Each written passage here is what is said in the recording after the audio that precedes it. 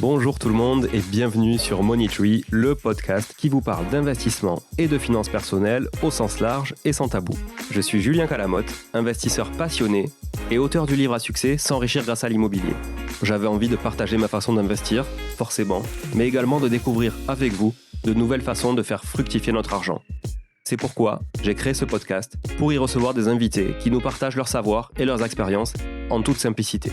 J'espère sincèrement que les échanges que je vais avoir avec l'invité du jour vont permettre d'enrichir vos connaissances autant que les miennes. Je vous souhaite une excellente écoute. Salut les fidèles auditrices et fidèles auditeurs de Money Tree. J'espère que vous allez bien en écoutant cette capsule du dimanche. Donc une capsule qui va parler de l'immobilier comme quelque chose de très facile, forcément. Évidemment, c'est facile d'investir dans l'immobilier. On le sait, tous les youtubeurs le disent.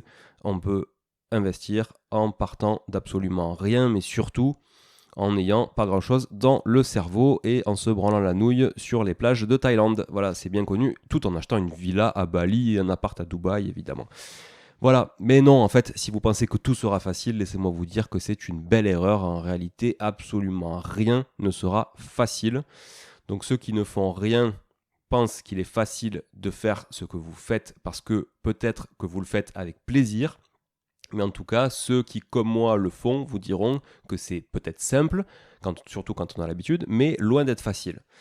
Vous pouvez rembobiner la phrase et l'écouter au ralenti si vous voulez. S'il y a une chose en tout cas qui peut rapidement vous dégoûter de l'investissement locatif, c'est bien la contrainte géographique, ça c'est le premier point. Au départ, ce que je suggère, c'est ce que j'ai privilégié dans ma vie d'investisseur immobilier, ce sont les investissements proches du domicile. Donc des investissements qui se trouvent dans votre secteur à moins de 45 minutes de route, parce que sinon ça devient vite une problématique et ça vous bouffe, croyez-moi, ça vous bouffe. L'investissement immobilier, c'est un investissement que je qualifierais de très actif et loin vraiment d'être passif, comme on peut l'entendre très souvent sur des vidéos à la con, et plutôt chronophage.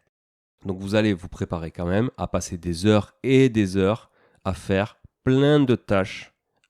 Définir, j'insiste souvent là-dessus, votre stratégie, c'est important.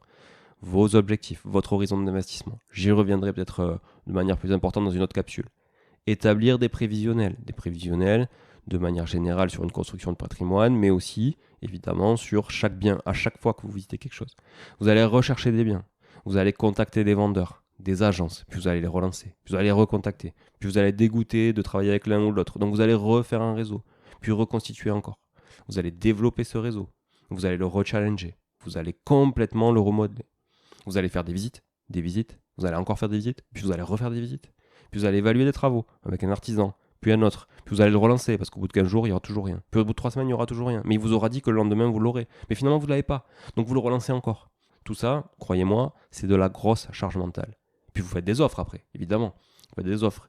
Puis vous partez dans les négociations. Puis l'agent n'est pas au rendez-vous. Donc vous vous en mêlez. Donc vous essayez de squeezer l'agent. Donc vous essayez finalement aussi de changer d'agent. Peut-être qu'ils ont plusieurs agences. Mais comment je pourrais faire ? J'ai déjà signé un bon de visite. Ça bouffe aussi. Puis vous recherchez après le financement. Alors ça, c'est le truc qui bouffe le plus de temps. Rechercher du financement quand on n'a pas un partenaire bancaire solide, fiable, qui a confiance en nous et en nos projets. Rechercher des financements, ça peut bouffer. J'en parlais dans l'épisode avec Christophe de ton banquier à domicile. Très clairement, aller défendre son dossier dans 15, 20, 30, 40 banques différentes, c'est chaud quand même. Ça prend du temps, ça. Forcément aussi, c'est sujet d'ailleurs à faire des erreurs. Des erreurs parce que vous allez faire une presse un peu personnalisée, parce que c'est le meilleur moyen évidemment en matière de marketing pour convertir, c'est de faire ce qu'on appelle du one-to-one, du marketing vraiment personnalisé. Donc si vous adaptez à chaque fois votre présentation à la banque, il se peut qu'un jour vous soyez à la caisse d'épargne et puis que sur votre présentation il y ait marqué merci monsieur de la BNP.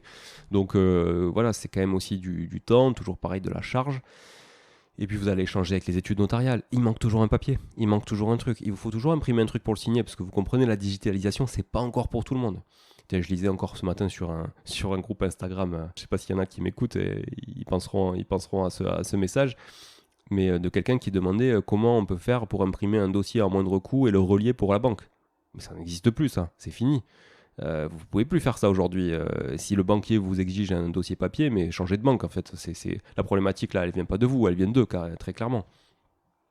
Donc par exemple pour les notaires c'est pareil, il faut signer, il faut se déplacer des fois aussi pour faire authentifier une signature, pour des procurations, il faut aller à la mairie pour faire authentifier sa signature, etc. Puis une fois que tout est calé, vous devez piloter les artisans. Alors là, croyez-moi, c'est une autre histoire aussi, parce que quand l'artisan il a mis 4 semaines à vous filer un devis, ça sent pas très bon pour la délivrabilité des travaux derrière. Voilà. Mais les artisans, c'est toujours non, pas de souci, dans 15 jours c'est fini, dans 3 semaines c'est fini. Non, mais ça va toujours, ça va toujours.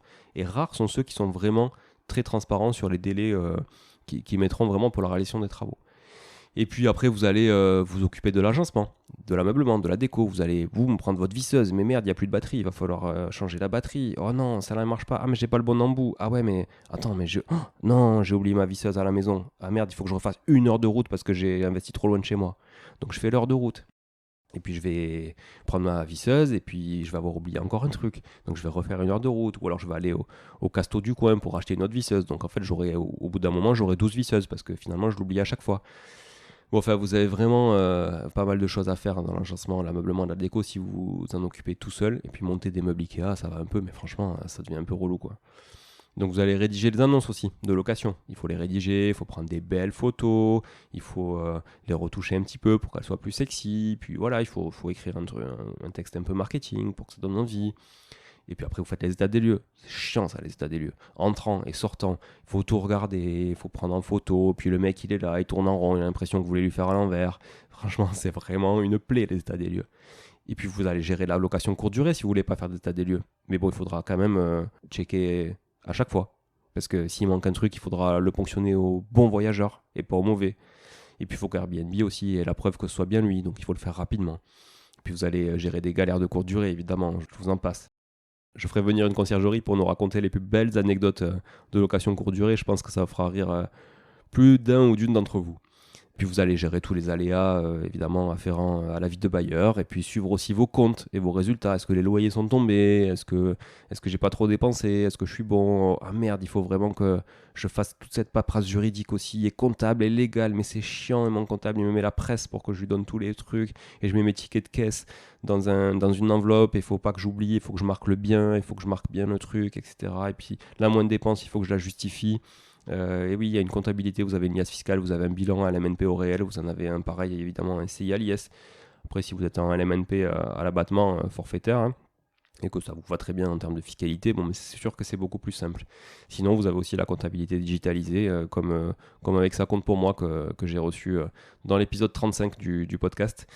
Et puis vous allez apporter toutes les optimisations nécessaires au fur et à mesure de la vie du patrimoine aussi, évidemment, et des appartements, et du changement des locataires, et des retours des locataires aussi, parce qu'il faut les prendre en compte, évidemment, si vous êtes un peu à cheval sur l'expérience client, et je pense que c'est une bonne chose de l'être pour que vous puissiez, progresser vous, et puis aussi faire progresser vos biens pour qu'ils correspondent et qu'ils s'adaptent au marché. Par exemple, je vois très bien que sur la location courte durée, on ne peut plus faire ce qu'on faisait en 2018 ou 2019 aujourd'hui. C'est complètement évolué. Les gens attendent encore plus de services, plus de qualité, plus de haut de gamme pour un même prix. Donc vous devez vous remettre en question, évidemment, constamment. Et puis vous devez analyser à nouveau, tout plein de choses. Et puis répéter le tout pour de nouvelles acquisitions. Donc en fait, au fur et à mesure que vous maîtriserez et que vous automatiserez les premières étapes, la charge de travail, elle se déportera sur les étapes suivantes parce que vous aurez toujours besoin de faire évoluer des choses, votre patrimoine, etc. Donc par exemple, il arrivera un moment où les biens, les opportunités viendront à vous sans que vous ayez besoin de passer des heures et des heures à parcourir les annonces, tenter de joindre les agents, les vendeurs, faire les visites, négocier les biens, etc. Moi, il m'est arrivé déjà d'acheter des biens sur un simple coup de fil. Je me rappelle très bien d'un moment où j'étais sur la route, je partais à un événement professionnel et un agent m'appelle et me dit Julien, j'ai rentré ça, est-ce que ça peut t'intéresser ? Je lui ai dit donne-moi l'adresse, la surface et le prix. Il m'a donné l'adresse, la surface et le prix. J'ai dit ok, je prends, sans condition. Voilà. Alors, le sans condition, ça peut faire peur. Bon, je savais très bien que j'allais pas avoir de problématique pour faire financer ce bien et qu'au pire, j'aurais pu trouver quelqu'un d'autre pour faire une substitution et donc que quelqu'un de mon réseau puisse en profiter si moi, j'arrivais pas à acheter ce bien. Mais vous voyez, le temps que j'ai économisé, à pas avoir besoin d'aller faire des visites, d'appeler, etc. Donc tout ça, vous l'économiserez. Ça, c'est certain. Mais par contre, à ce moment-là, vous vous concentrerez davantage sur le montage des dossiers bancaires, qui seront bien plus complexes que lors de votre première acquisition ou de vos premières acquisitions, parce que plus vous avez un patrimoine important, et plus vous allez devoir structurer et raconter une histoire différente et beaucoup plus convaincante aussi à vos partenaires bancaires. Voilà. Et c'est donc pour toutes ces raisons qu'il sera important de vous créer un vrai réseau de partenaires, évidemment, sur lesquels vous pourrez compter, et à qui vous pourrez déléguer tout un tas de tâches. Et après, il ne s'agira plus que de piloter votre réseau, suivre vos chiffres pour retrouver votre temps qui est si précieux. Ça paraît facile, mais en tout cas, tout ça pour dire que, évidemment, rien ne le sera dans les faits pour toutes les raisons que je vous ai exposées plus tôt. Voilà.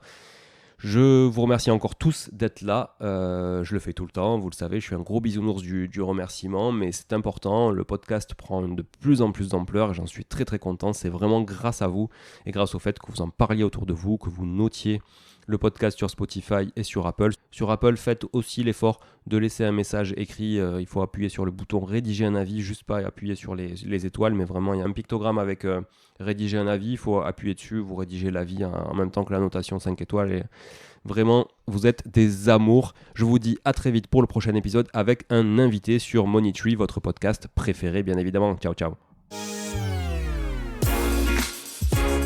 Bon, si vous êtes là, c'est que vous avez écouté jusqu'au bout et a priori, l'épisode vous a plu. Si c'est bien le cas, n'hésitez pas à le partager autour de vous. Notez ce podcast sur Apple Podcast et Spotify en laissant un commentaire 5 étoiles. Je ne vous le répéterai jamais assez, mais c'est grâce à vous que ce podcast vit aujourd'hui et peut continuer de vivre en vous proposant un contenu toujours plus qualitatif. Merci encore, je vous retrouve très vite sur un nouvel épisode de Money Tree. En attendant, je vous souhaite la meilleure des réussites dans vos projets et un bon enrichissement. À très bientôt.